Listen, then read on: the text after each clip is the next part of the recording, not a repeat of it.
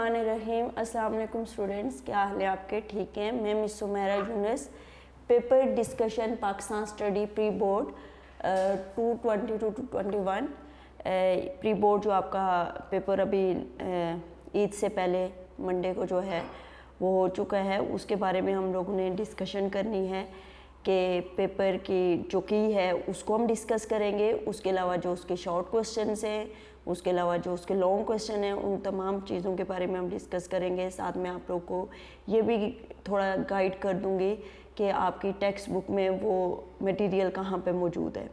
ठीक है, तो सबसे पहले हम लोग में पेपर डिस्कशन पे जाने से पहले कुछ चीज़ें जो हम आपको बार बार क्लास के अंदर भी आपके टीचर्स, पाकिस्तान स्टडी के टीचर्स, जितना टाइम पीरियड हम आप फिज़िकली क्लास होती रही है या ऑनलाइन क्लासेस होती रही हैं, उनमें आपके टीचर्स भी आपको उन्होंने भी बताया होगा आपको कि आपका पेपर जो है वो स्मार्ट सिलेबस के मुताबिक आएगा। स्मार्ट सिलेबस में पाकिस्तान स्टडी का ऑलमोस्ट 42% जो सिलेबस था वो एक्सक्लूड हो गया था। ओनली जो 58% सिलेबस है वो इंक्लूड है, और 58 में हर चीज़ जो हर क्वेश्चन है, हर टॉपिक जो है वो मोस्ट इम्पॉर्टेंट टॉपिक है जिसको आपने करना है। कोई चॉइस पे टॉपिक आपने नहीं छोड़ना। अभी जो आपका पेपर हमने बनाया है प्री बोर्ड का, उसमें भी हमने इस चीज़ को मद्देनज़र रखा है कि अगर कोई टॉपिक है, किसी में से हमने एमसीक्यू उठाया है, किसी में से हमने शॉर्ट क्वेश्चंस उठाए हैं, किसी में से हमने लॉन्ग क्वेश्चन उठाए हैं, और हमने पूरी कोशिश की कि हम पूरी बुक को जो है वो साथ लेके चलें और उसमें से कोई टॉपिक ऐसा ना हो कि जिसको हम इग्नोर करें या एक्सक्लूड करें। ठीक है, अगर कोई हो गया होगा तो वो बाय चांस हो गया होगा, अदरवाइज़ पूरी कोशिश रही है कि प्री बोर्ड में तमाम इम्पॉर्टेंट क्वेश्चन जो हैं वो शामिल कर दिए जाएं, ताकि आपको पता हो कि ये जो 58% सिलेबस आपके इंक्लूड है, ये पूरा 58% सिलेबस जो है वो बहुत इंपॉर्टेंट टॉपिक्स जो हैं वो इंक्लूड हैं, और ये सारे के सारे आपको प्रिपेयर करना आपके लिए जो है वो बहुत ज़्यादा ज़रूरी है। ठीक है, अब हम आ जाते हैं अपने पेपर के ऊपर। जो आपका पेपर था आप लोगों ने अटेम्प्ट किया होगा, अभी चेक भी हो रहे हैं, उससे हमें अंदाज़ा होगा कि आपका किस तरह की प्रिपरेशन थी। फिर उसके जो भी है आप लोगों को आपके प्री बोर्ड का रिज़ल्ट मिलेगा तो आपको भी अंदाज़ा हो जाएगा कि आपको कितनी प्रिपरेशन की अभी और ज़रूरत है। और तो अभी आपको पता है आपके पेपर्स जो हैं वो बहुत ज़्यादा नज़दीक आ चुके हैं, तो ये आपके पेपर डिस्कशन में हम आपको आज कुछ बताएंगे कि कौन कौन सी चीज़ें जो हैं वो इम्पॉर्टेंट हैं और किस तरह से हैं। अच्छा, पेपर की तरफ चले जाते हैं। पेपर में सबसे पहले जो है आपका क्वेश्चन नंबर 1 था, और क्वेश्चन नंबर 1 आपको पता है कि एमसीक्यूज़ होते हैं, और एमसीक्यूज़ आपके 10 मार्क्स के होते हैं। इसके लिए आपको गिवन टाइम जो होता है वो बोर्ड के अकॉर्डिंग ही हम लोग अपने प्री बोर्ड में ही रखते हैं। जो बोर्ड में आपको टाइमिंग दी जाती है उसी के मुताबिक हम प्री बोर्ड का पेपर जो है वो आपका बनाते हैं। तो बोर्ड में भी आपको 10 एमसीक्यूज़ के लिए 15 मिनट्स मिलते हैं, तो हम लोगों ने भी आपको 15 मिनट्स ही प्री बोर्ड में दिए थे। ठीक है, उन 15 मिनट्स में आपको 10 एमसीक्यूज़ करने थे। उन 10 एमसीक्यूज़ में सबसे पहले जो एमसीक्यू है जैसे कि 10th क्लास की अगर बात मैं करूं तो 10th क्लास के 5 चैप्टर हैं, और हर चैप्टर में से 2 एमसीक्यूज़ जो हैं वो अकॉर्डिंग टू योर स्कीम ये 2 एमसीक्यूज़ जो हैं आपके पेपर के अंदर आते हैं। तो हमने जो एमसीक्यूज़ नंबर 1 है उसकी तरफ चलते हैं। एमसीक्यूज़ नंबर 1 आपका है कौमी असम्बली के अरकान की तादाद। ठीक है, कौमी असम्बली के अरकान की तादाद क्या है, या total number of national assembly are. तो इसका जो आंसर है वो बी ऑप्शन था, दिस इज़ 342। ठीक है, 342 कौमी असम्बली के अरकान की तादाद क्या है, और इंग्लिश में है the total members of national assembly are. तो 342।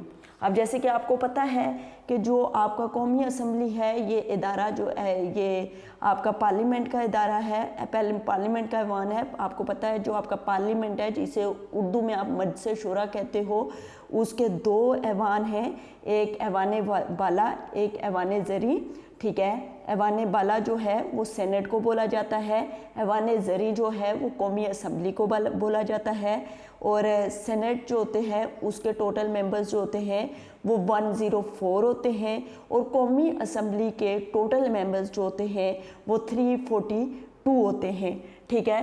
तो ये या तो समटाइम वो आपसे, ये दोनों ही MCQs इंपॉर्टेंट है, समटाइम वो मेंबर्स ऑफ सेनेट पूछ लेता है, समटाइम वो मेंबर्स ऑफ कौमी असम्बली या नेशनल असम्बली पूछ लेता है।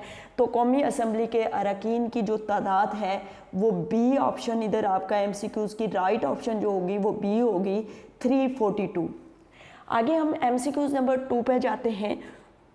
MCQs नंबर 2 है, जुल्फ़िकार अली भुट्टो की ज़री इस्लाहात के मुताबिक नहरी ज़मीन के इनफरादी हद मालकियत थी, ठीक है। जुल्फ़िकार अली भुट्टो की ज़री इस्लाहात के मुताबिक नहरी ज़मीन की इनफरादी हद मालकियत थी, और इस इंग्लिश में स्टेटमेंट है, according to Zulfikar Ali Bhutto agriculture reforms the limit of land ownership irrigated by canals was fixed up to, कितनी थी नहरी जो ज़मीन थी उसकी कितनी, उसने के इनफरादी हद मालकियत का मतलब है कि एक जो लैंड लॉर्ड है या एक पर्सन जो है वो कितनी मालकियत ज़मीन जो है वो अपने पास रख सकता है। तो एक पर्सन जो है वो 150 एकड़ नहरी ज़मीन जो है वो 150 एकड़। तो ये भी 2 तरह से आपको MCQs आ सकते हैं। इसकी जो आपने राइट अकॉर्डिंग टू योर की, इसका राइट आंसर जो है वो ए ऑप्शन है, 150 एकड़। क्या आंसर है? 150 एकड़। MCQs नंबर 2 का जो राइट आंसर है वो ऑप्शन नंबर ए है, और ऑप्शन नंबर ए है 150 एकड़, ठीक है। This is the right answer of MCQs number 2। अच्छा, इसमें भी, इसको भी मैं थोड़ा सा, जुल्फ़िकार अली भुट्टो की ज़रिए इस्लाहात के मुताबिक आपको पता है कि जुल्फ़िकार अली भुट्टो जब गवर्नमेंट में आया था तो उसने काफ़ी रिफॉर्म्स की थी, एग्रीकल्चर रिफॉर्म्स की थी, लेबर रिफॉर्म्स की थी, इंडस्ट्रियल रिफॉर्म्स की थी, बहुत सारी रिफॉर्म्स की थी। तो इधर एग्रीकल्चर रिफॉर्म के हवाले से MCQs में भी ये समाव आ जाता है, समाव ये शॉर्ट क्वेश्चन में आ जाता है, ठीक है। वो आपसे नहरी ज़मीन की हद मालकियत पूछता है, और उसके अलावा वो आपसे इनफरादी हद मालकियत पूछता है, और उसके अलावा बारानी ज़मीन। नहरी ज़मीन आपको पता है जो कि इरिगेशन सिस्टम पर डिपेंड करती है, आपकी जो ज़मीन है वहाँ पे जो कैनाल्स वाटर के थ्रू जिसे पानी प्रोवाइड किया जाता है, और काफ़ी ज़रख़ेज़ ज़मीन है। इसकी जो हमारे मैदानी एरियाज़ की साइड पे होती है, इस ज़मीन की बात हो रही है कि नहरी ज़मीन जो नहरों के पानी के ऊपर डिपेंड करती है, ठीक है, जो इरिगेशन सिस्टम पे डिपेंड करती है, उस ज़मीन की बात हो रही है कि वो पर पर्सन जो है उसकी हद मालकियत जो होगी वो इनफरादी हद मालकियत जो होगी, एक पर्सन जो है वो 150 एकड़ से ज़्यादा ज़मीन नहीं रख सकता, तो उसकी हद मालकियत कितनी होगी? 150 एकड़। लेकिन अगर आपको यहाँ पे MCQs आया होता कि जुल्फ़िकार अली भुट्टो के ज़रिए इस्लाहात के मुताबिक बारानी ज़मीन के इनफरादी हद मालकियत, तो बारानी ज़मीन अगर डिस्कस होती तो बारानी ज़मीन आपको पता है वो ज़मीन होती है जो रेन शेड एग्रीकल्चर पर डिपेंड करती है, जो टोटली बारिश के पानी पर डिपेंड करती है, और उसकी इनफरादी हद मालकियत जो है वो 300 हद मालकियत जो है वो मुकर्रर की गई है। ओके, तो यहाँ पे जो MCQs नंबर 2 है उसका राइट आंसर जो है वो 150 एकड़ है, ठीक है। अब हम MCQs नंबर 3 पे जाते हैं। MCQs नंबर, अच्छा, चैप्टर नंबर 2 से ये 2 MCQs हो गए। एक क्या था कि कौमी असम्बली के अरकान की तादाद कितनी है, ये आपका वहाँ पे मौजूद होगा। टॉपिक जो है 1973 के कॉन्स्टिट्यूशन के जो पॉइंट्स हैं वहाँ पे आपका जो ऐवान है, मजलिस शूरा के ऐवान हैं, उनके बारे में डिस्कस हुआ होगा आपके चैप्टर नंबर 1 में, और उसमें ये बात है। और जुल्फ़िकार अली भुट्टो के ज़रिए इस्लाहात के मुताबिक ये आपको पता है कि ये जुल्फ़िकार अली भुट्टो की जो ज़रिए रिफॉर्म्स हैं, जो एग्रीकल्चर रिफॉर्म्स हैं, उस टॉपिक में जो है ये बड़ा क्लियरली मौजूद है, ठीक है। अब हम MCQs, ये चैप्टर नंबर 1 के 2 MCQs हो गए। अब हम चैप्टर नंबर 2 पे आ जाते हैं। चैप्टर नंबर 2 से 2 MCQs हमने क्या दिए हैं? चैप्टर नंबर 2 से 2 MCQs नंबर 1 है 1974 में दूसरी इस्लामी सरबराही कॉन्फ्रेंस मुनक्किद हुई। आपको पता है इस्लामिक सरबराही कॉन्फ्रेंस मीन के OIC की बात हो रही है, ठीक है। तो इन इंग्लिश में ये स्टेटमेंट है कि in which country was the second Islamic head conference held in 1974। अच्छा, सम टाइम वो आपको जिस जगह का में ये मुनक्किद हुई उस जगह का नाम लेगा और आपसे ईयर पूछ लेता है कि कब हुई। पाकिस्तान, मतलब फॉर एग्जांपल अगर इसका आंसर है कि पाकिस्तान में हुई है तो वो पूछेगा कि पाकिस्तान में सेकंड इस्लामिक सरबराही कॉन्फ्रेंस कब हुई, ठीक है। तो ये ऑप्शन पे आपको 1974 आपको ऑप्शन पे दे देगा और फिर आपने ऑप्शन पे लिखना है। लेकिन इधर वो आपको क्या पूछ रहा है, समटाइम वो इस तरह से, जिस तरह से यहाँ पे मैंने आपको प्री बोर्ड में स्टेटमेंट दी हुई है कि 1974 में दूसरी इस्लामी सरबराही कॉन्फ्रेंस मुनक्किद हुई कि in which country was the second Islamic head conference held in 1974 के second Islamic head conference held in 1974 in which country, तो कौन सी कंट्री में हुई है? Pakistan. The right answer is A. जो MCQs नंबर 3 है उसका राइट आंसर जो है वो ए है। OIC के बारे में आपको डिटेल में आपके टीचर्स ने बताया होगा कौन सी OIC कंट्रीज़ हैं, किस तरह से ये कॉन्फ्रेंस मुनक्किद हुई, इसके क्या ओरिजिन क्या है इसका, और इसके जो मकासद थे वो क्या है। ये तमाम चीज़ें आपके टीचर्स ने आपको बड़ी डिटेल में OIC कंट्रीज़ के बारे में बताया होगा। तो इस OIC कॉन्फ्रेंसेस जो हैं वो डिफरेंट कंट्रीज़ में जो है वो, जो जितने भी इस OIC कॉन्फ्रेंस के मेंबर हैं, जितने भी कंट्रीज़ मेंबर हैं वहाँ पे डिफरेंट कंट्रीज़ में ये कॉन्फ्रेंस जो है वो मुनक्किद होती है। तो इस सेकंड कॉन्फ्रेंस के बारे में वो पूछ रहा है कि जो OIC की जो सेकंड कॉन्फ्रेंस थी वो कहाँ पे मुनक्किद हुई थी। तो 1974 में दूसरी इस्लामी सरबराही कॉन्फ्रेंस जो है वो पाकिस्तान में मुनक्किद हुई थी। तो the right option is Pakistan. आगे है MCQs नंबर 4, ये भी आपका चैप्टर नंबर 2 में से है। और MCQs नंबर 4 है कि अमेरिका के शहर न्यूयॉर्क में वर्ल्ड ट्रेड सेंटर 9/11 का वाक़या पेश आया। इंग्लिश में स्टेटमेंट होगी, the incident of world Trade centre 9/11 took place in New York, America. अच्छा, ये कब हुआ?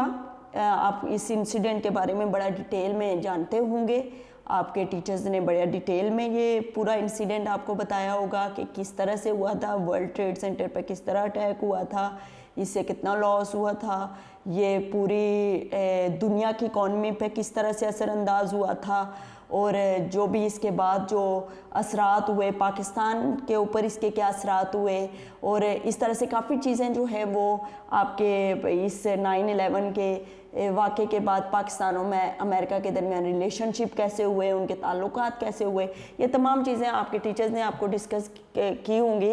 लेकिन वो यहाँ पे जो आपसे पूछ रहा है MCQs नंबर 4 जो कि चैप्टर नंबर 2 में से है, अमेरिका के शहर न्यूयॉर्क में वर्ल्ड ट्रेड सेंटर 9/11 का वाक़या पेश आया, कब पेश आया था? तो 2001। इसका भी the right answer is a, 2001 है। तो जो आपका MCQs नंबर 4 है उसका भी राइट आंसर जो है वो ए होगा, ठीक है। अब जो है चैप्टर नंबर 1 के 2 MCQs कंप्लीट हो गए, चैप्टर नंबर 2 के भी 2 MCQs कंप्लीट हो गए। अब चैप्टर नंबर 3 में से MCQs आया हुआ है, और चैप्टर नंबर 3 के 2 MCQs में पहला MCQ जो है वो ये है कि पाकिस्तान में पहला एटमी बिजली घर केनप तामीर किया गया, या द फर्स्ट न्यूक्लियर पावर केनप was built in Pakistan in कौन से शहर में? कराची में, ठीक है। फर्स्ट एटॉमिक बिजली घर जो है वो पाकिस्तान के कौन से शहर में तामीर किया गया था? कराची में। इसके भाई राइट ऑप्शन 5 MCQs का ए है। और अगर आप ये जानना चाहते हो कि आपकी बुक में ये कहाँ पे मौजूद है, तो बुक में आपका जो टॉपिक है एनर्जी रिसोर्सेज वाला जो टॉपिक है उसमें जहाँ पे एटॉमिक जो एटमी बिजली है या न्यूक्लियर पावर के बारे में जो बात हो रही है जिस हेडिंग में, उसमें बड़ा क्लियरली इसको मेंशन किया हुआ है, ठीक है। अच्छा, इसमें ही चैप्टर नंबर 2 का चैप्टर नंबर 3 का MCQ नंबर 2 है कि oil and gas development company limited का इदारा कायम कहाँ पे हुआ। तो the oil and gas development company limited was establish in, कि जो oil and gas development company limited का इदारा है वो कब कायम हुआ, तो 1961। इसका भी राइट आंसर है ए, ठीक है, 1961। अब जो है वो हम MCQ नंबर 7 पे जाते हैं, ठीक है। और MCQ नंबर 7 है हमारा कि 2017 की मरदमशुमारी के मुताबिक पाकिस्तान की आबादी है। According to the census of 2017 Pakistan population was कितनी थी, 65.3 मिलियन, 84.2 मिलियन, 132.3 मिलियन या 207.7 मिलियन। तो इसका राइट आंसर है 207.7 मिलियन जो है इसका राइट आंसर है, ठीक है, 207.7 मिलियन। अगर यहाँ पे मैं बात करना चाहूँगी कि बहुत सारे बच्चों के पास ओल्ड बुक्स हैं और ये MCQs जो है आपको पता है 10th क्लास के जो MCQs था उसकी जगह जो है वो चेंज होके आया था, जो हमने आप लोगों की बुक्स के ऊपर भी चेंज करवाया, नोट्स के ऊपर भी चेंज करवाया। तो ये आपके न्यू जो बुक में थोड़ी सी अमेंडमेंट्स हुई थी, थोड़ा सा चेंज जो आया था उसके हवाले से था। तो वो 207 की सेंसस रिपोर्ट के मुताबिक पाकिस्तान की पॉपुलेशन पूछ रहा है। तो 2017 की सेंसस रिपोर्ट के मुताबिक पाकिस्तान की जो पॉपुलेशन थी वो 207.7 मिलियन, ठीक है, ये इसका राइट आंसर है जो कि डी ऑप्शन है, ठीक है। अगर आप ये जानना चाहते हैं कि ये आपकी बुक के अंदर कहाँ पे MCQs मौजूद है, तो आपकी टेक्स्ट बुक में जो चैप्टर नंबर 9 है उसका जो फर्स्ट टॉपिक है growth and distribution of population in Pakistan, इसका जो सेकंड पैराग्राफ है उसकी सेकंड लाइन पे ये जो MCQs है वो वहाँ पे मौजूद है, ठीक है। अब आपका चैप्टर नंबर 9 से क्वेश्चन नंबर 2 जो है ऑप्शन MCQs नंबर 2 जो है वो ये है कि उर्दू गज़ल का पहला दीवान मुरत्तिब किया, या the first diwan in Urdu ghazal was compiled by. तो ये MCQs जो है आपको उर्दू लैंग्वेजेस का जो टॉपिक है उसमें बड़ा क्लियरली जब उसकी गज़ल के ऊपर बात हो रही है, आपको पता है उर्दू जो है एक बहुत वास्ट सब्जेक्ट है, उसकी नसर से अलग से बात हुई है, पोइट्री पे, गज़ल पे डिफरेंट तरह से बात हुई है, उसके अदब पे। तो गज़ल में जो पहला दीवान मुरत्तिब किया वो Sultan Mohammad Quli Qutb Shah. The right option is C. तो आपका MCQs नंबर 8 जो है, MCQs नंबर 8 का जो राइट ऑप्शन है वो क्या है, सी है, ठीक है। तो इसका राइट आंसर है Sultan Mohammad Quli Qutb Shah. The first diwan in Urdu ghazal was compiled by Sultan Mohammad Quli Qutb Shah. ये भी आपका एक्सरसाइज का MCQs है, ठीक है। और MCQs नंबर 9 है, ये भी आपका चैप्टर नंबर 9 में से ही है। पश्तो ज़बान में नज़म का पहला शायर किसको समझा जाता है? पश्तो ज़बान में नज़म का पहला शायर किसको समझा जाता है? तो अमीर करोड़ जो हैं उनको पश्तो का पहला जो है वो शायर समझा जाता है। आगे है साइबर क्राइम से क्या मुराद है? तो साइबर क्राइम में जो है ऐसे क्राइम जो मोबाइल और कंप्यूटर के ज़रिए किए जाएं। ये चैप्टर नंबर 10 का आपका MCQs है। और इसमें साइबर क्राइम से मुराद वो क्राइम्स होते हैं जो मोबाइल और कंप्यूटर के ज़रिए किए जाते हैं।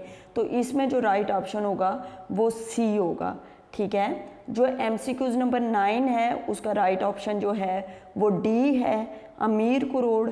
और जो MCQs नंबर 10 है उसका राइट ऑप्शन है वो सी है, मोबाइल और कंप्यूटर के ज़रिए किए जाने वाले जराइम। अब हम आ जाते हैं यहाँ पे आपके MCQs जो हैं वो कंप्लीट हो जाते हैं, ठीक है। 10 MCQs हैं, इनके लिए 15 मार्क्स 15 मिनट्स मिलेंगे और 15 मिनट्स में ये क्वेश्चन नंबर 1 आपको हर हाल में जो है अटेम्प्ट करना होगा। तो इसमें जो है आपको इससे ज़्यादा टाइम नहीं दिया जाएगा। तो फिर मैं बता देती हूँ कि 10 MCQs के मैंने राइट ऑप्शन आपको बता दिए हैं और इनके लिए गिवन टाइम जो आपके पास होगा वो 15 मिनट्स होंगे। अब हम क्वेश्चन नंबर सेक्शन 1 पे क्वेश्चन नंबर 2 पे आ जाते हैं। और क्वेश्चन नंबर 2 जो है आपको पता है जो सेक्शन 1 है, आगे जो हमारा सब्जेक्टिव, ये तो हमारा ऑब्जेक्टिव पार्ट था जो अभी मैं डिस्कस कर चुकी हूँ, वो हमारा ऑब्जेक्टिव पार्ट था जो कि MCQs पे था। अब हमारा जो है वो सब्जेक्टिव पार्ट स्टार्ट हो जाता है। सब्जेक्टिव पार्ट को हमने 2 सेक्शंस में डिवाइड किया होता है, ठीक है, एक सेक्शन नंबर 1, एक सेक्शन नंबर 2। सेक्शन नंबर 1 जो है वो हमारे शॉर्ट क्वेश्चंस पे डिपेंड करता है, जो हमारा सेक्शन नंबर 2 है वो हमारे लॉन्ग क्वेश्चन पे डिपेंड करता है। जो हमारा सेक्शन नंबर 1 है उसमें 2 क्वेश्चंस होते हैं। 2 क्वेश्चन में शॉर्ट क्वेश्चन नंबर 2 जो होता है उसमें हम 9 क्वेश्चन आपको पेपर के अंदर गिवन होते हैं। आपके प्री बोर्ड में भी इसी तरह से है कि आपको 9 क्वेश्चन गिवन थे और आपको उसमें से अटेम्प्ट जो करने थे वो 6 क्वेश्चन करने थे, ठीक है। इसी तरह से आपका क्वेश्चन नंबर 3 जो होता है सेक्शन 1 में से ही जो क्वेश्चन नंबर 3 है वो भी शॉर्ट क्वेश्चन होते हैं और वो भी 9 होते हैं और उनमें से आपको 6 करने होते हैं। अब सेक्शन नंबर हमने इन शॉर्ट क्वेश्चन को बुक को 2 पार्ट्स में डिवाइड कर दिया। जो सेक्शन नंबर 1 है उसमें जो आपको क्वेश्चंस आते हैं वो आपको चैप्टर नंबर 1 और चैप्टर नंबर 2 में से आएंगे, ठीक है। मोस्टली ऐसा होता है कि 5 क्वेश्चन जो हैं वो चैप्टर नंबर जो है आपका 6 होगा उसमें से आएंगे और जो आपके 4 क्वेश्चन होंगे वो चैप्टर नंबर 7 से आएंगे। इस तरह से क्वेश्चन नंबर 3 जो कि आपका शॉर्ट क्वेश्चन पे डिपेंड करता है वो आपका चैप्टर नंबर 8, 9 और 10 पे डिपेंड करता है। इसमें चैप्टर 8 में से 4 क्वेश्चन होंगे, चैप्टर 9 में से जो है चैप्टर 8 में से 4 क्वेश्चन होंगे, चैप्टर 9 में से जो हैं वो 3 क्वेश्चन हुए और 4 और 3 कितने हुए 7 और 2 क्वेश्चन जो हैं वो आपके चैप्टर नंबर जो 5 होता है उसमें से आते हैं, ठीक है। समहाउ ऐसा भी हो जाता है कि स्कीम में थोड़ा सा ऊपर नीचे हो जाता है, जो हम बताते हैं उसमें से एक आध नंबर ऊपर नीचे हो जाता है। समटाइम वो 4 नंबर के जो है वो आपको चैप्टर 8 में से दे देता है, 4 नंबर क्या वो आपको 4 क्वेश्चन जो है वो चैप्टर 9 में से देता है, ओनली 1 क्वेश्चन जो है वो चैप्टर 5 में से देता है, ऐसा भी होता है। समहाउ वो चैप्टर 5 में से 2 आपको लॉन्ग क्वेश्चन जो है शॉर्ट क्वेश्चन जो है वो दे देता है। तो स्कीम में थोड़ी बहुत रद्द-बदल जो है वो पाकिस्तान स्टडी की जो स्कीम के मुताबिक एग्जैक्ट पेपर नहीं आता, सम हाउ स्कीम चेंज हो जाती है। जो हमें स्कीम प्रोवाइड की जाती है उसमें थोड़ा बहुत लिटिल बिट, बहुत ज़्यादा चेंज नहीं होता, लिटिल बिट चेंज जो है वो आ जाता है। बहरहाल हम chapter number long question number short question number 2 पे चलते हैं। शॉर्ट क्वेश्चन नंबर 2 मैंने आपको बताया है कि आपकी बुक में से चैप्टर नंबर 6 और 7 के अंदर से जो है वो क्वेश्चन लिए जाएंगे चैप्टर नंबर जो शॉर्ट क्वेश्चन नंबर 2 है, ठीक है। इसमें चैप्टर नंबर किस में से सेक्शन 1 का शॉर्ट क्वेश्चन नंबर 2 जो है जो क्वेश्चन 2 है, क्वेश्चन 2 में जो शॉर्ट क्वेश्चन लिए जाएंगे वो चैप्टर नंबर 6 और 7 से लिए जाएंगे। किससे? 6 और 7 से। अब जैसे कि इसमें हम अगर डिस्कस करें तो क्वेश्चन नंबर 1 है। क्वेश्चन नंबर 1 जो है वो ये है कि उम्मीदवारों के लिए बीए की शर्त किस इलेक्शन में लाजमी करार दी गई? उम्मीदवारों के लिए बीए की शर्त किस इलेक्शन में लाजमी करार दी गई? तो ये आपका चैप्टर नंबर कौन सा? चैप्टर नंबर 1 का चैप्टर नंबर 6 का, चैप्टर नंबर 6 का आंसर है। और कौन से टॉपिक में से है? जनरल परवेज़ मुशर्रफ वाले टॉपिक में से है, ठीक है। और ये आपका पेज नंबर जो है वो होगा, मैं आपको टेक्स्ट बुक से ही बता देती हूँ। टेक्स्ट बुक में पेज नंबर 27 है और ये जो इसकी मेन हेडिंग है वो इंतखाब 202 और बहाली जमहूरियत, ठीक है, election 2002 and restoration of democracy English version का एक आध पेज आगे पीछे होगा। इसमें जो हेडिंग है बीए की शर्त, ठीक है, तो इसमें आपका होगा कि क्वेश्चन है कि उम्मीदवारों के लिए बीए की शर्त की सिलेक्शन में लाजमी करार दी गई। तो इसका आंसर मैंने आपको बता दिया। टेक्स्ट बुक में पेज नंबर 27, उर्दू वर्जन के बच्चे ज़रा गौर से सुने कि आपका पेज नंबर 27 में जो हेडिंग है इंतखाब 202 और बहाली जमहूरियत, इसमें जो सब हेडिंग है आगे बीए की शर्त, ये इसका बेसिकली आंसर है। और इसका आंसर है कि अक्टूबर 2002 में मुल्क के इंतखाबात मुनक्किद हुए। जनरल मुशर्रफ ने नवंबर 2002 में आइंदा 5 साल के लिए सदर मुमलकत का लफ्ज़ उठाया। पाकिस्तान में पहली बार उम्मीदवार का ग्रेजुएट आना लाजमी करार दिया। तो आपने एग्जैक्ट अगर टू द पॉइंट आंसर लिखना है तो उम्मीदवारों के लिए बीए की शर्त इलेक्शन 2002 में लाजमी करार दी गई, ठीक है। तो इसी तरह से अब इंग्लिश वर्जन के जो बच्चे हैं वो ज़रा कंसंट्रेट कर लें। इसमें आपका चैप्टर नंबर 1 पेज नंबर आपका जो है वो 25, उर्दू वर्जन का 27 है, आपका 25 है। इसमें है 2002 election and restoration of democracy. इसमें जो सब हेडिंग है कंडीशन ऑफ बीए ग्रेजुएशन। तो election were held in October 2002। General Pervez Musharraf took the oath as the president of country for the next 5 years in November 2002. For the first time in Pakistan, it was decided mandatory for a candidate to a graduate कि उन्होंने first time जो है election 2002 में जो है वो लाजमी करार दिया कि इलेक्शन का भी जो हमारे उम्मीदवार हैं, जो कि हमारे MNAs MPs हैं, उनका बीए आना जो है वो बहुत ज़्यादा, ग्रेजुएट होना बहुत ज़्यादा ज़रूरी करार दिया। आगे है MCQs number short question number 2। ये भी आपका चैप्टर नंबर 6 में से है। इसमें है भुट्टो दौर की ज़री इस्लाहात के 4 नकात लिखें। तो अब आप लोग क्या करें, अब फिर आप लोग अपने बुक में जाएंगे, इधर आपके लेबर इस्लाहात भी हैं जिनको लेबर रिफॉर्म्स कहते हैं, ज़री इस्लाहात जो कि आपके एग्रीकल्चर रिफॉर्म है। इसमें आपको कोई 9 पॉइंट्स दिए हुए हैं, इनमें से 4 पॉइंट्स आप उठा लें।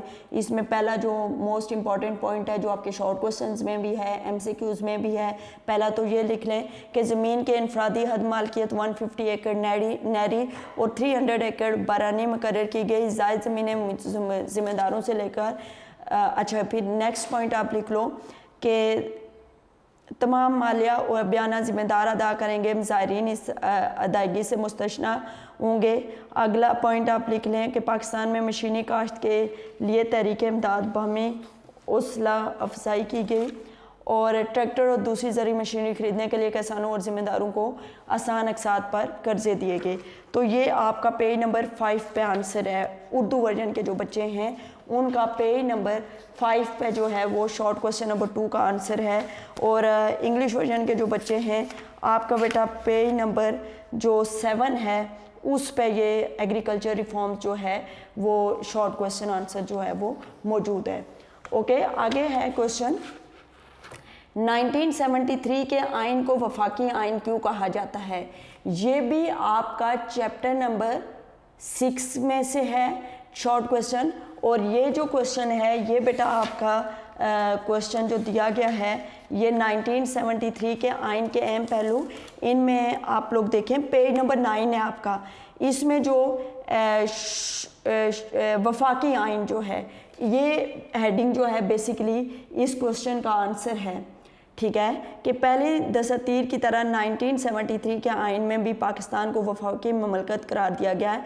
आइन के तहत वफाक पाकिस्तान 4 सूबों, वफाकी दारुल हुकूमत और इससे मलहका इलाके, वफाक के ज़ेर इंतज़ाम कबायली इलाका जात और सूबों से मलहका कबायली इलाका जात पर मुश्तमिल है। तो ये आपका यहाँ पे आंसर आ गया। इंग्लिश वर्जन के बच्चे जो हैं वो भी आपके जो कॉन्स्टिट्यूशन 1973 है की एस्पेक्ट्स ऑफ द कॉन्स्टिट्यूशन 1973, इसकी जो 3rd हेडिंग है उसमें लिखा है कि why is the 1973 constitution called the federal constitution? The answer of this question is, like the previous constitution, Pakistan has been declared a federal state in the 1973 constitution. The Federation of Pakistan consists of 4 provinces, federal capital and adjoining tribal areas which are called FATA, federally administrative tribal areas, and FATA provincially administrative tribal. ये आपने पूरा detail में answer देना है, ठीक है, जैसे इधर इस हेडिंग में दिया गया है। अब आपका जो नेक्स्ट क्वेश्चन है, ज़िला हुकूमत की इंतज़ामिया की तश्कील के बारे में लिखिए,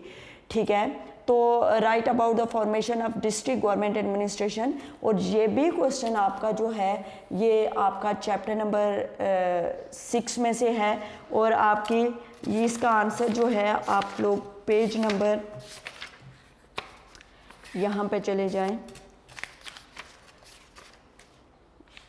ज़िला इंतज़ामिया, ज़िला हुकूमत, ये आपका जो लोकल गवर्नमेंट प्लान 2000 है, जनरल परवेज़ मुशर्रफ इरा को अगर देखो तो उसमें लोकल गवर्नमेंट प्लान 2000 है। इसमें पेज नंबर 27 में जो है ज़िला हुकूमत दी गई है।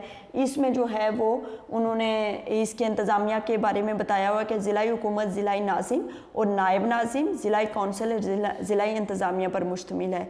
एक ज़िला में तमाम यूनियन कौंसल के नाज़िम ज़िला कौंसल में शामिल होते हैं। ज़िला कौंसल की, अच्छा इसमें उसने क्या पूछा है, इंतज़ामिया की, ज़िला हुकूमत की इंतज़ामिया की तश्कील।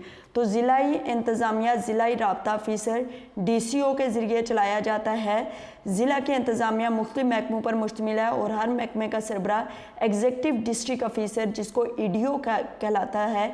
ज़िला इंतज़ामिया ज़िला के क़वाइद व ज़वाबित वज़े करती है, मुख्तलिफ प्रोग्राम, तो ये इस पे इसकी इंतज़ामिया जो है वो डिपेंड करती है। ये पेज नंबर 27 पे ज़िला हुकूमत में आपका आंसर है। इसी तरह से अगर आप इधर देखें अपनी इंग्लिश वर्जन की बुक पे, तो ये आपका पेज नंबर 24 पे जो है डिस्ट्रिक्ट गवर्नमेंट, इसका जो आपका लास्ट पैराग्राफ है कि the administration of district was done by the district coordination officer DCO। The district administration was comprised of different department and the head of every department are called the executive district officer EDO, ठीक है। The district administration form the rule and regulation for the district. तो ये आपके question, short question जो हैं यहाँ पे इनका आंसर आ जाता है। आगे है मसला कश्मीर अक़वाम मुत्तहिदा में कब। ये 5 क्वेश्चन हम डिस्कस कर चुके हैं क्वेश्चन नंबर 2 के, शॉर्ट क्वेश्चन का में क्वेश्चन नंबर 2 के।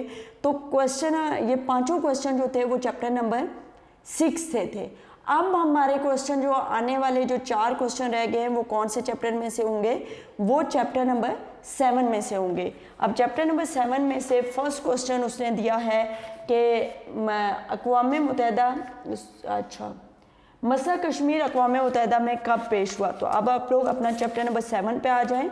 तो चैप्टर नंबर 7 में आप लोग यहाँ पे जो आपका टॉपिक है मसला कश्मीर की इब्तदा और इर्तिका, इसमें आपको डिटेल में जो है इसका आंसर आपको मिलेगा कि मसला कश्मीर अक़वाम मुत्तहिदा में जो पेश हुआ वो 1948 में हुआ, और उस के पेश आने के बाद जो है 1949 में जंगबंदी कराई गई, ठीक है। ये इसका आंसर है कि व्हेन वाज द, उसने जस्ट आपसे डेट पूछी है कि कब पेश हुआ, तो 1948 में जो है वो आपका अक़वाम मुत्तहिदा में पेश हुआ। अगर आप इसका डिटेल आंसर देना चाहते हैं तो आप इस तरह से भी दे सकते हैं कि जब भारतीय फ़ौजें कश्मीरी मुजाहिदीन के कब्ज़े से इलाका छीनने में नाकाम हो गई तो मज़ीद नाकामी से बचने के लिए भारत ये मसला सलामती कौंसिल में ले गया।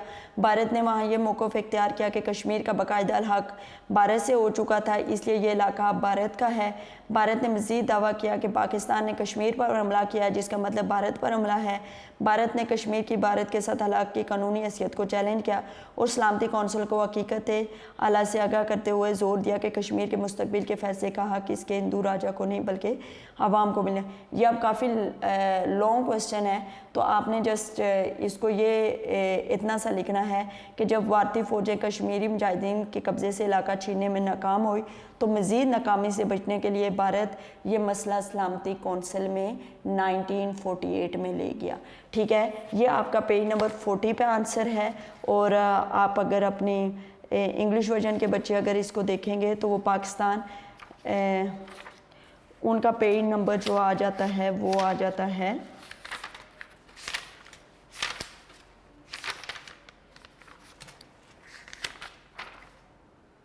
जी, genesis and development of Kashmir issue. इसमें आप है कि when the Indian forces fail to take back the area occupied by the Kashmir freedom fighter, India took the issue to the security council and यहाँ पे and adopted the stand of the Kashmir as already been integrated with India. ठीक है, ये आपने करना है।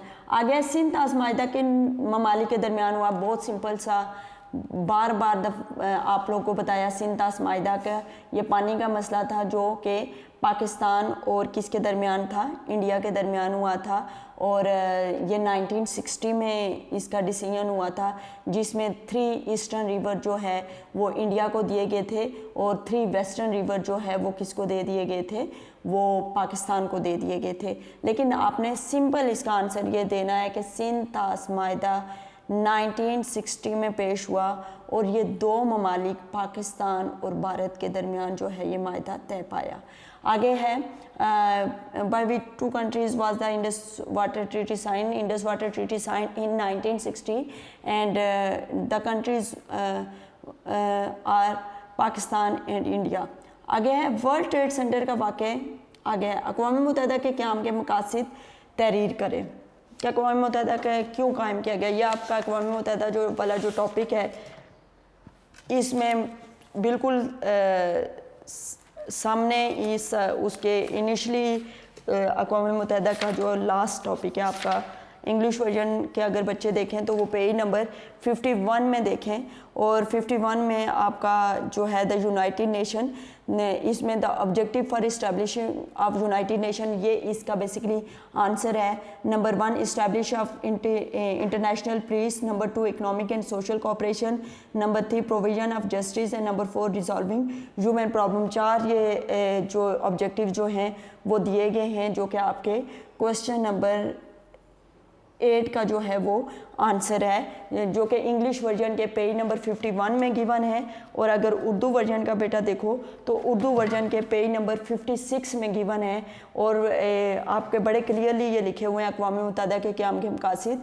Number 1 बैनुल अक़वामी अमन का क़याम, number 2 माशी और मशरती ताउन, नंबर 3 इंसाफ की फराहमी, और नंबर 4 इंसानी मसाइल का हल। तो ये 56 पेज पे आपको इसका आंसर जो है वो मिल जाएगा।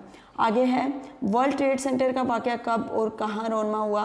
तो इसका बड़ा when and where did the World Trade Center tragedy took place. तो इसका बड़ा सिंपल सा आंसर है कि वर्ल्ड ट्रेड सेंटर का वाक़या जो है वो 9/11 का जो वाक़या है 2001 में जो अमेरिका में जो है वो पेश आया, ठीक है, न्यूयॉर्क सिटी में।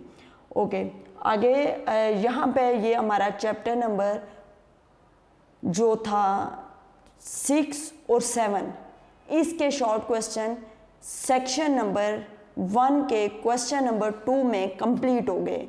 अब हमारा सेक्शन नंबर 2 के 9 क्वेश्चन जो कि डिपेंड कर रहे हैं चैप्टर नंबर 8, चैप्टर नंबर 9 और चैप्टर नंबर 10, उनको हम डिस्कस करने जा रहे हैं। ठीक है, तो ये अब हम शॉर्ट क्वेश्चन नंबर 2 को डिस्कस करेंगे, और शॉर्ट क्वेश्चन नंबर 2 जो हमारा है वो चैप्टर नंबर 8।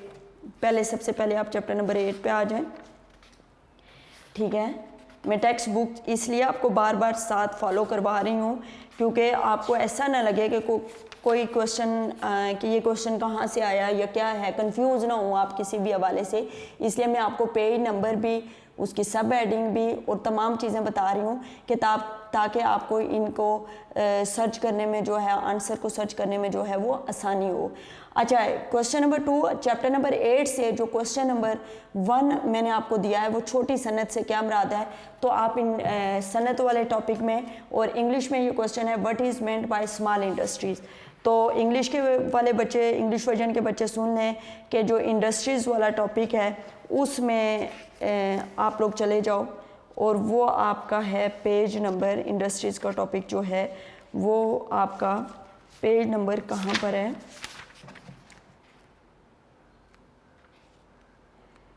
यहाँ पे पेज नंबर 78 में आपकी जो इंडस्ट्रीज़ हैं उसमें 79 में वो पूछ रहा है कि छोटी सनत से क्या मुराद है या what is meant by small industry.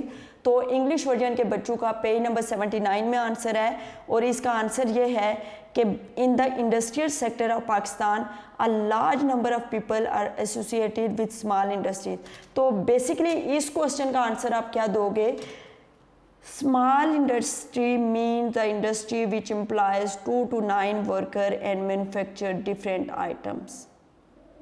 ये आप पहले इसकी डेफिनेशन दोगे और आगे आपने 2 से 3 इसकी क्या करनी है, एग्जाम्पल देनी है। ठीक है, जब आपसे जब भी किसी चीज़ से डेफिनेशन पूछी गई या उससे पूछा गया कि इससे क्या मुराद है, तो आगे अगर उसकी एग्जाम्पल्स मौजूद हैं तो आपने 2 से 3 एग्जाम्पल्स देना आपके लिए जो है वो बहुत ज़रूरी है।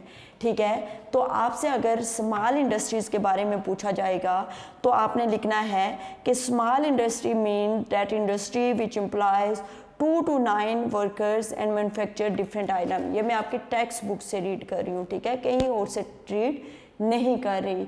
तो ये आपकी टेक्स्ट बुक के अंदर ही आंसर इसका मौजूद है। आगे आपने एग्जांपल दे देनी है। Number 1 dairy farm industry, number 2 bee keeping industry and number 3 utensil making industry.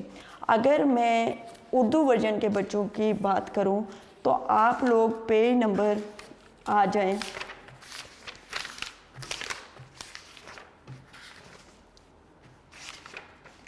Page number 90 पे आ जाएं। तो 90 में आपको छोटी सनत जो है वो इसकी मेन हेडिंग है, उसमें आपको इसकी डेफिनेशन मिलेगी कि छोटी सनत से मुराद वो सनत होती है जिससे मकामी तौर पर मज़दूरों को, यहाँ पे तो जस्ट लिखा हुआ है, आप खुद से भी लिख सकते हो कि 2 से 9 मज़दूरों को मुलाजिम रखकर मुख्तलिफ एशिया बनाई जाती हैं, जैसे कि डेयरी फार्म की सनत या मुर्गी खाना, शहद बनाने की सनत। ये इसके एग्जांपल दे देना। अच्छा, नेक्स्ट क्वेश्चन नंबर 2 है, पाकिस्तान के ज़रूरी शुबा को दरपेश आ रहे मसाइल बयान करें। Narrate 4 important problem being faced by the agriculture sector of Pakistan. तो आप लोग अब चले जाओ फिर एग्रीकल्चर प्रॉब्लम। तो एग्रीकल्चर प्रॉब्लम ऑफ पाकिस्तान, ठीक है, ये क्वेश्चन जो है वो आपको पेज नंबर 86 में आप एग्रीकल्चर प्रॉब्लम में चले जाएं। वहाँ पे आपको बहुत सारी प्रॉब्लम्स दी गई हैं। तो अगर शॉर्ट क्वेश्चन में आपसे वो 3 या 5 या 2 जितनी भी प्रॉब्लम्स आपसे पूछता है, आप कोई भी इनमें से प्रॉब्लम्स जो हैं वो लिख सकते हैं। ठीक है, जैसे कि इधर मैं आपको अभी बताती हूँ। एग्रीकल्चर प्रॉब्लम में आप लोग आसान से लिख लें, सेमो तौर के बारे में लिख लें, फसलों की बीमारियों के बारे में लिख लें, किसानों की पसमानदगी के बारे में लिख लें, ज़री पैदावार की कीमतों के बारे में लिख लें। ठीक है, आप इन 4 पॉइंट्स में जो है वो करें। कुदरती आफात में लिखेंगे कि मुल्क में सैलाब, ज़लज़ले, आंधी और खुश्कसाली वगैरह जैसे कुदरती आफात किसान के लिए परेशान कुन हैं, इनसे फसलों को शदीद नुकसान होता है। फसलों की बीमारियों में लिखेंगे फसलों की बीमारियों से पौधे कमज़ोर या तबाह हो जाते हैं कि अंदाजे के मुताबिक इस वजह से पाकिस्तान में 25% पैदावार कम हो रही है। किसानों की पसमानदगी के हवाले से तीसरा पॉइंट लिख लें कि नाखवानदगी किसानों की पसमानदगी की एक बड़ी वजह इस बना पर ना तो वो ज़राअत के जदीद तौर तरीके सीख सकते हैं और ना ही बेहतर पैदावार के लिए मनसूबाबंदी कर सकते हैं। और प्राइजेस ऑफ एग्रीकल्चर गुड्स मतलब ज़री पैदावार की कीमतों के बारे में आप लिख सकते हैं कि पाकिस्तान में सनती एशिया की निस्बत ज़री पैदावार की कीमतें बहुत कम है। किसान काश्तकारी के बजाय दीगर मुलाजमतों और कारोबार को तरजीह देता है जिससे ज़राअत मुतासिर होती है। ठीक है, तो ये आपका हो गया प्रॉब्लम्स। अगर इंग्लिश वर्जन के बच्चे जो है, आपका आंसर ये पेज नंबर 76 में आपको इतनी 11 प्रॉब्लम्स गिवन है आपकी टेक्स्ट बुक के। कोई भी 4 ईजीएस्ट प्रॉब्लम्स आप लें और वो आप अपने शॉर्ट क्वेश्चन में जो है वो लिख लें। अच्छा, आगे है तांबे के इस्तेमाल क्या है और पाकिस्तान में ये कहाँ पाया जाता है। ये भी चैप्टर नंबर 8 का आंसर है और चैप्टर नंबर 8 में ये मादनियात से दिया गया है। आपको पता है डिफरेंट मादनियात दी गई हैं जिसमें मेटालिक एंड नॉन मेटालिक दी गई हैं, तो ये भी उन्हीं में से है। ठीक है, तो आपको वहाँ से आपको इसका आंसर मिलेगा। मैं अभी आपको पढ़ के सुना देती हूँ। कि वो आपको कह रहा है एग्रीकल्चर। तांबे मीन के कॉपर की बात हो रही है, वो कह रहा है तांबे का इस्तेमाल क्या है और पाकिस्तान में ये कहाँ पाया जाता है। तो ये जो इंग्लिश वर्जन के बच्चे हैं आपका है कि what are the uses of copper and in Pakistan where it is found. तो in initial time copper was used only to make coins, utensil. Nowadays in Pakistan it is used to make electrical products, especially wires. The copper reserves discovered in Balochistan and district Chagi, Sindh, Kalat, Yob and other areas are very important. इसमें से 2 से 3 जगहों के नाम आप इसमें लिख दें, ठीक है। तो आपका जो उर्दू वर्जन के बच्चे हैं, आपका चैप्टर नंबर 8 में जो मादनियात का टॉपिक है जिसमें तांबे का बारे में ज़िक्र हुआ है, वहाँ पे आप ये पेज नंबर आपको मैं बता देती हूँ कहाँ पे इसका आंसर है। तो पेज नंबर 69 में है कि तांबा कदीम ज़माने में तांबे से सिर्फ तीसरी इसकी सब हेडिंग है, मादनियात की सब हेडिंग जो नंबर 3 है, इसमें है कि कदीम ज़माने में तांबे से सिर्फ सिक्के और बर्तन वगैरह बनाए जाते थे। अब पाकिस्तान में बिजली की अशिया खुसूसन तारें वगैरह बनाने के लिए इसको इस्तेमाल किया जाता है। बलूचिस्तान में ज़िला चागी, संडे, कलार, योब और बाज़ दिगर मकामात पर दरियाफ्त आने वाले तांबे के ज़खायर नहायत अहमियत के हामिल हैं। तो ये इसका चैप्टर 8 में मादनियात के टॉपिक में इसका आंसर है। पाकिस्तान के अहम बैराजू के नाम लिखें। अब ये थोड़ा सा मैंने एडिशनल क्वेश्चन जो है वो दिया है और इसका आंसर आपको पाकिस्तान में बैराजेस, तो ये आप लोग बेटा चले जाओ पेज नंबर 78 पे, ठीक है। 78 में दरिया सिंध की नहरें, वहाँ पे आपको डिफरेंट बैराजेस के नाम मिलेंगे जिसमें चश्मा बैराज, तौनसा बैराज, गुड्डू बैराज, सक्कर बैराज, कोठरी बैराज। ये आप 4-5, वो 3 पूछता है, 5 पूछता है, जो आपसे पूछता है वो इसके आंसर लिखें। तो यही what are the right the name of important barrages of Pakistan. तो इंग्लिश वर्जन के बच्चे भी इसका आंसर यही कि तौनसा बैराज, गुड्डू बैराज, सक्कर बैराज, कोठरी बैराज। ये इंडस वाटर ट्रीटी से पहले जो टॉपिक है कि main canals of river Indus, उसमें आप लोगों ने इसका आंसर देना है। आगे यहाँ पे हमारे चैप्टर नंबर 8 के शॉर्ट क्वेश्चन कंप्लीट हो गए हैं। अब हम चैप्टर नंबर 9 के शॉर्ट क्वेश्चन के ऊपर आएंगे और चैप्टर नंबर 9 का ये जो शॉर्ट क्वेश्चन है इसमें 2018-19 के मुताबिक देही और शहरी आबादी की तकसीम से क्या मुराद है। और आपको पता है ये चेंज होके आया, पहले 2013-14 का दिया गया था। अभी जो आपकी न्यू बुक्स आए, जो आपके अमेंडमेंट्स होके बुक्स आई हैं, जो जिनमें चेंजिंग्स आई हैं, उसमें आप 18-19 के जो आबादी की डिस्ट्रीब्यूशन है उसके हवाले से जो है वो आया हुआ है कि 2018-19 के मुताबिक देही और शहरी आबादी की तकसीम से क्या मुराद है, या what is meant by rural and urban distribution of Pakistan according to 2018-19। तो ये आप लोग पेज नंबर 97 पे चले जाएं। 97 में the urban and rural distribution of Pakistan, बड़ा क्लियरली टॉपिक, मेन टॉपिक आपको इसमें पहली 2 लाइन जो हैं वो इसका आंसर है कि according to the facts and figure of Pakistan economic survey 2018-19 77.40 million population of Pakistan lives in cities while the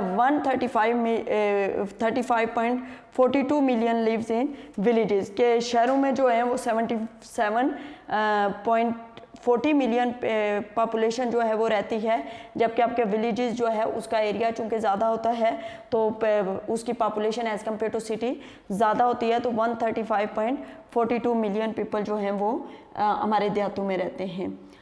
आगे नेक्स्ट क्वेश्चन है कि अफरात आबादी से कौन से मसाइल पैदा हो जाते हैं।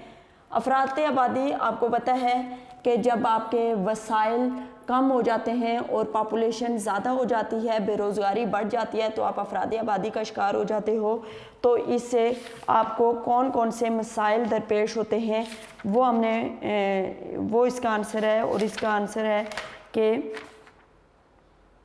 जो मेन प्रॉब्लम जो इससे होती हैं वो मैं अभी आपको बताती हूँ।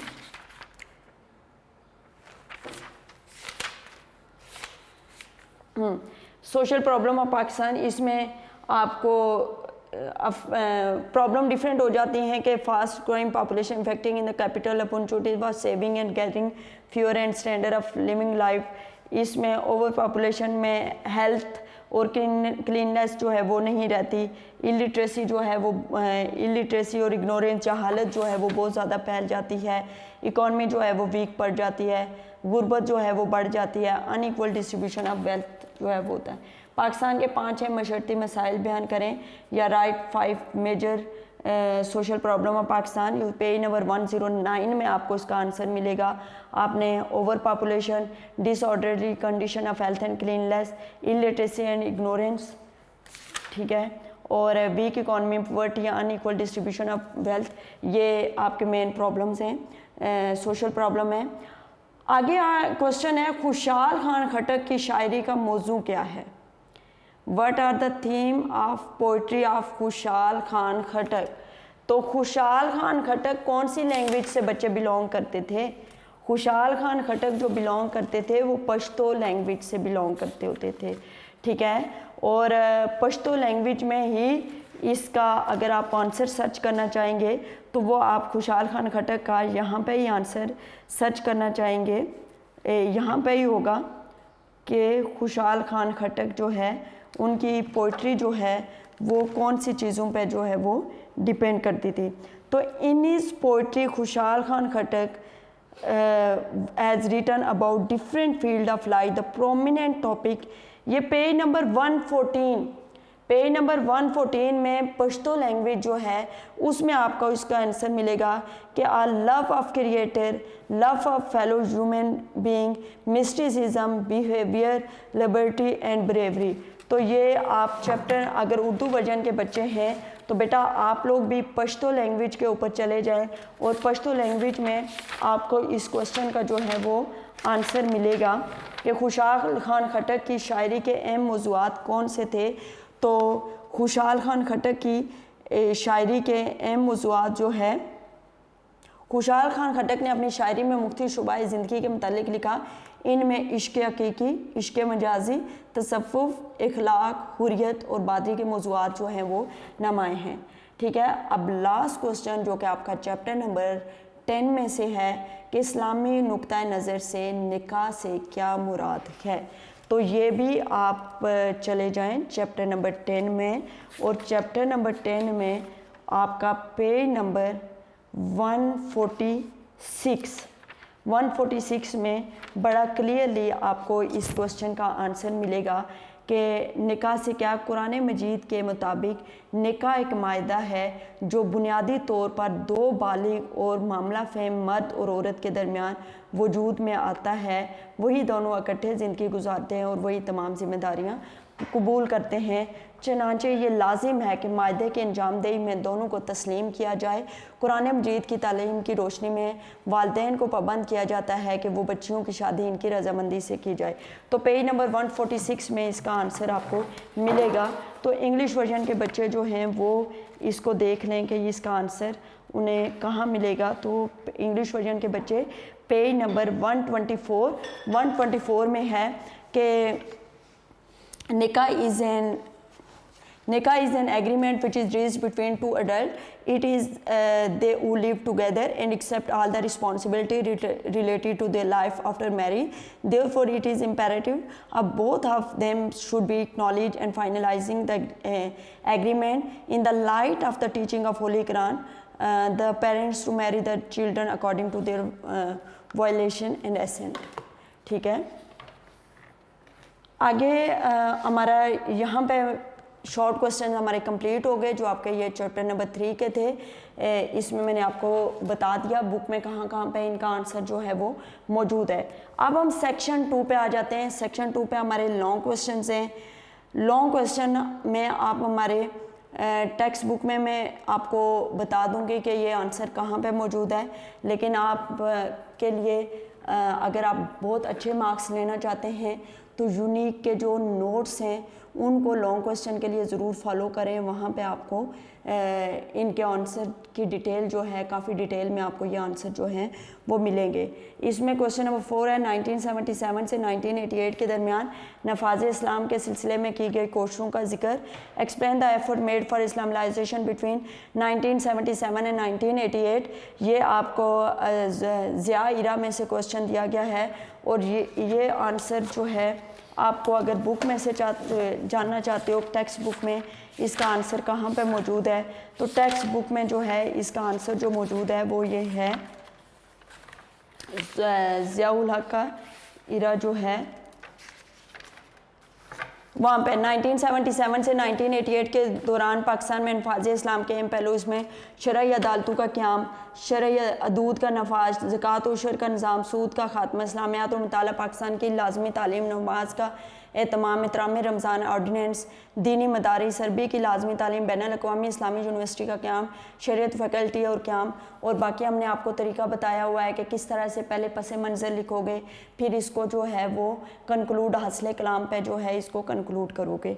ठीक है, अब जो है क्वेश्चन नंबर 2 ये आपका चैप्टर नंबर 7 से है और सम टाइम आपको ये क्वेश्चन नंबर 5 जो है ये चैप्टर नंबर 8 में से भी आता है, जैसे कि लास्ट जो बोर्ड के पेपर हुए थे उसमें से चैप्टर नंबर 8 में से जो है ये आए थे। ठीक है, ओके, तो इंग्लिश वर्जन के बच्चे इसको ज़रा देखें।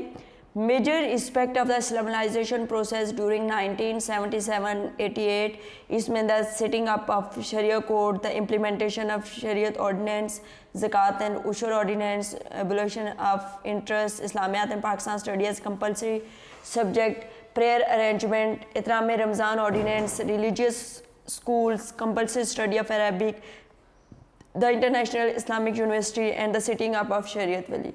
ये तमाम जो है इसकी सब हेडिंग्स हैं और आपने इनको करना है। अगर आप नोट्स फॉलो करेंगे तो आपका ये क्वेश्चन बहुत अच्छे तरीके से अटेम्प्ट होगा, क्योंकि हमने इसका इंट्रोडक्शन भी दिया हुआ है और इसका हमने फिर इसको कंक्लूड किया प्रॉपर एक वे में, कुछ और भी इसकी सब हेडिंग्स दी हुई हैं। तो मैं तो आपको बार बार यही रिकमेंड करूँगी कि स्पेशली अपने लॉन्ग क्वेश्चन के लिए जो है अगर आप एक प्रॉपर और अच्छा इम्पैक्ट अपने एग्जामिनर के ऊपर डालना चाहते हैं, तो उसके लिए चेकर के ऊपर डालना चाहते हैं, तो उसके लिए बेस्ट है कि आप जो यूनिक नोट्स हमने आपको दिए हैं उनको फॉलो करें। ठीक है, अच्छा, ये जो क्वेश्चन नंबर 5 है, चीन पाकिस्तान का हमसाया मुल्क है जिसने हर मुश्किल घड़ी में पाकिस्तान का साथ दिया, वजाहत करें पाकिस्तान चीन रिलेशनशिप के बारे में। अच्छा, ये क्वेश्चन नंबर 5 में सम आओ, ये तो चैप्टर नंबर 7 से क्वेश्चन है, लेकिन यहाँ पे चैप्टर नंबर 8 से भी क्वेश्चन आ जाता है। कभी चैप्टर नंबर ये स्कीम में रद्दोबदल होता रहता है, कभी 8 नंबर का चैप्टर नंबर 7 से वो दे देता है, कभी 8 नंबर का चैप्टर नंबर वो 8 से देता है। अब लास्ट टाइम जो आपके 2020 का पेपर था उसमें से चैप्टर नंबर 8 में आया था ज़रात का किरदार, जो कि आपको पता है कि अक्सर हम लोग आप लोगों को एज 4 मार्क्स का आपको देते होते हैं, लेकिन आप इन तमाम क्वेश्चन को नोट से प्रिपेयर करेंगे तो आपके 8 नंबर का क्वेश्चन जो है वो कवर हो जाएगा।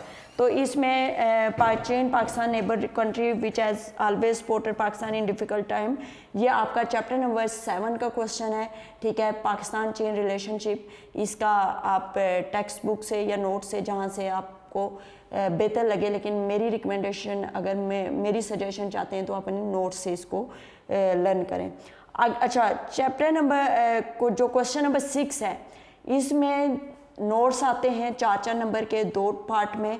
एक जो है पाकिस्तान की मैशियत पर ज़राअत के किरदार पर बहस करें, ये सम टाइम चैप्टर नंबर 7 से आ जाता है और सम टाइम चैप्टर नंबर 8 से आ जाता है। ठीक है, इधर मैंने चैप्टर नंबर 8 में से दिया है कि discuss the role of agriculture in economy of Pakistan, तो ये चैप्टर नंबर 8 का क्वेश्चन है। आपको पता है कि ये क्वेश्चन जो है चैप्टर नंबर 8 में मोस्ट इम्पॉर्टेंट है। अक्सर टीचर्स ने आपको पेपर के अंदर भी, हमने जो क्लास टेस्ट होते हैं या आरटीज होते हैं उनमें मैंने ये बार बार दिया हुआ है, और बोर्ड में ये बहुत ज़्यादा इंपॉर्टेंट क्वेश्चन है, तो इसको ज़रा आपने अच्छी तरह से करना है। एग्रीकल्चर जिसमें source of food, source of national income, availability of raw material for industries, employment opportunities, sources of foreign exchange, source of economic development, ये इसकी सब हेडिंग्स हैं जो आपके टेक्स्ट बुक में हैं, लेकिन आप इसको अगर अपने नोट्स से करेंगे तो नोट्स में बहुत ज़बरदस्त इसका आंसर दिया गया है। फैक्ट्स एंड फिगर को नोट्स में आपके टीचर्स ने चेंज अगर करवाया है तो बहुत अच्छी बात है। अगर आप में से किसी बच्चे का फैक्ट्स एंड फिगर नोट्स में चेंज नहीं है, चूँकि आपके पास पिछले एडिशन के नोट्स हैं, तो वो अपनी टेक्स्ट बुक जहाँ भी फैक्ट्स एंड फिगर नोट्स पे आपको नज़र आए, अपनी टेक्स्ट बुक से उस फैक्ट्स एंड फिगर को ज़रूर जो है वो देख लें, उसको देखें कि टेक्स्ट बुक के अकॉर्डिंग फैक्ट्स एंड फिगर है या नहीं है। अगर टेक्स्ट बुक के अकॉर्डिंग नहीं है तो फैक्ट्स एंड फिगर को चेंज कर लो, क्योंकि आपकी जो न्यू टेक्स्ट बुक है वो आपको पता है कि वो इस कवर के साथ जो है आपके पास मौजूद होगी। अच्छा, इसमें दूसरा जो है क्वेश्चन नंबर 9 से 4 नंबर का नोट आता है, जिसमें किसी भी लैंग्वेज के हवाले से आ जाता है, या आपसे सोशल प्रॉब्लम्स के हवाले से पूछ लेता है, या आप लोगों से रोल ऑफ माइनॉरिटीज़, ये कुछ इंपॉर्टेंट क्वेश्चन हैं जो चैप्टर नंबर 9 के 4 नंबर के जो हैं वो हर हाल में आते हैं। तो यहाँ पे वो आपसे पूछा है कि 2 लैंग्वेजेस के बारे में पूछा है कि दर्ज झैल ज़बानों के हवाले से मुख्तलिफ शुरा और नसर नगारों का काम बयान करें। तो आपने डिटेल में ज़रा इनका आंसर देना है बलोची और पश्तो लैंग्वेज का। तो इंग्लिश में describe the work of the following different poets and prose writer with reference to language Balochi and Pashto. तो ये आपका बलोची और पश्तो लैंग्वेज के हवाले से ये था बेटा आप लोगों का पेपर, जिसके बारे में मैंने आपको डिटेल बता दी, कहाँ पे इनके आंसर मौजूद हैं, वो तमाम चीज़ें मैंने बताई। आई होप कि आपने बहुत अच्छा पेपर अटेम्प्ट किया होगा और आने वाला पेपर भी आपका बहुत अच्छे तरह से आप लोग अटेम्प्ट करोगे, आपको चीज़ें क्लियर होंगी। अगर नहीं क्लियर तो आप हमसे अभी भी आप पूछ सकते हैं, हमसे कांटेक्ट कर सकते हैं। हम आप लोग को अभी भी हर चीज़ का जो है आंसर प्रोवाइड करने के लिए तैयार हैं। ठीक है, अपने पेपर की अच्छी तरह से प्रिपरेशन करें, अल्लाह आप लोगों को मदद करे। ठीक है, और best of luck for your future paper. Allah हाफिज़।